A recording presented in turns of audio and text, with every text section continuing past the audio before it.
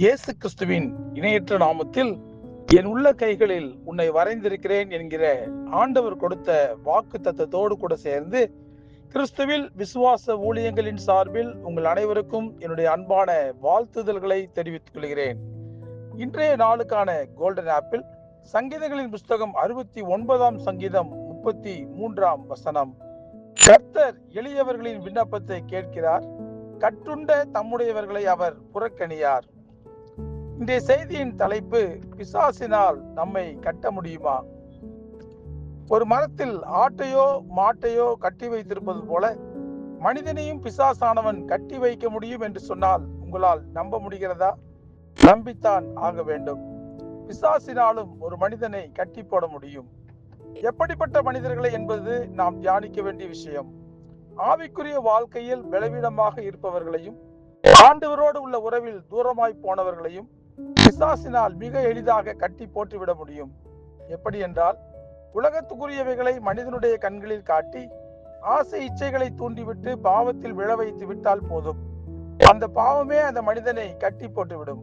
இப்படி பலரை பாவ கட்டுகளில் கட்டி ஆண்டவரை விட்டு பிசாசு இன்றைக்கு பிரித்து வைத்திருக்கிறார். அவர்களுடைய நிலைமை திமிர்வாதக்காரனின் நிலைமை போலதான். ஜீவன் இருக்கும், ஆனால் கை கால்களை அசைக்க முடியாது. அதுபோல கிறிஸ்தவர்கள் என்று சொல்லிக் கொள்ளலாம், ஆனால் கிறிஸ்துவுக்கு சாட்சியாக வாழ முடியாது.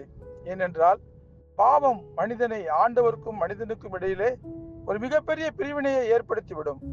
இயேசு ஊழியம் செய்த நாட்களில் ஒரு திமிர்வாதக்காரனை இயேசு கிறிஸ்துவிடம் கொண்டு வந்தார்கள். அவனை பார்த்தவுடன் பாவங்கள் தான் அவனை கட்டி போட்டிருக்கிறது என்பதை ஆண்டவர் கண்டுபிடித்து விட்டார். அதனால் அவர் செய்த முதல் காரியம், மகனே திடன் கொள், உன் பாவங்கள் மன்னிக்கப்பட்டது என்று சொல்லி முதலாவது பாவ கட்டுகளில் இருந்து அவனுக்கு விடுதலை கொடுத்தார். அதன் பிறகுதான், நீ எழுந்து உன் படுக்கையை எடுத்துக்கொண்டு உன் வீட்டுக்கு போ என்று சொன்னார். உடனே அவன் எழுந்து தன் வீட்டுக்கு போனான் என்று பரிசுத்த வேதாகமத்தில் வாசிக்கிறோம். ஆகவே ஒரு மனிதன் வீழ்ந்து கிடப்பதும் வாழ்ந்து காட்டுவதும் பாவ கட்டுகளின் அடிப்படையிலேயே அமைந்திருக்கிறது. இப்படி பாவ கட்டுகளில் சிக்கி பலவீனமானவர்களை இந்த உலகம் ஒதுக்கி தள்ளிவிடும்.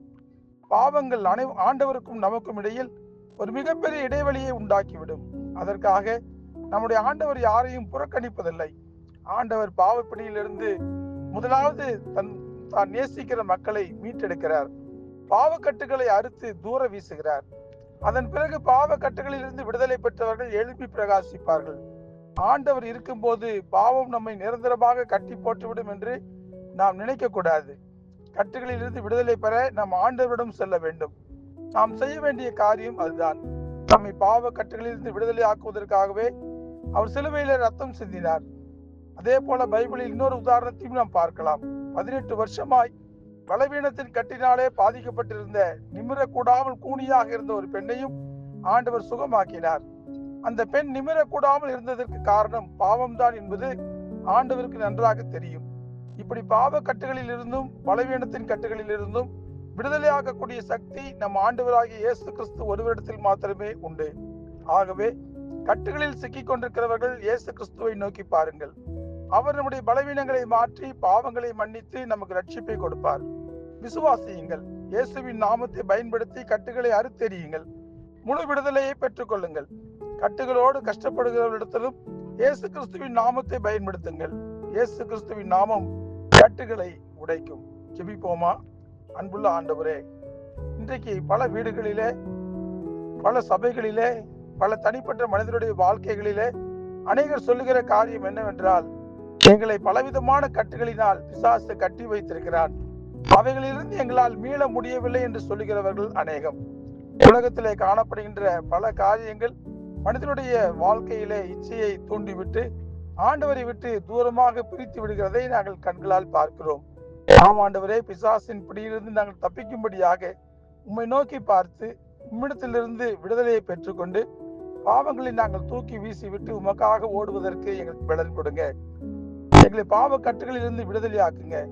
உம்முடைய நாமம் எங்களோடு கூட இருக்கும்போது எந்த பில்லி சூனிய கட்டுகளினாலும் மந்திர கட்டுகளினாலும் எங்களை ஒன்றும் செய்ய முடியாது என்கிற விசுவாசத்தை எங்களுக்கு நீங்க கொடுங்க.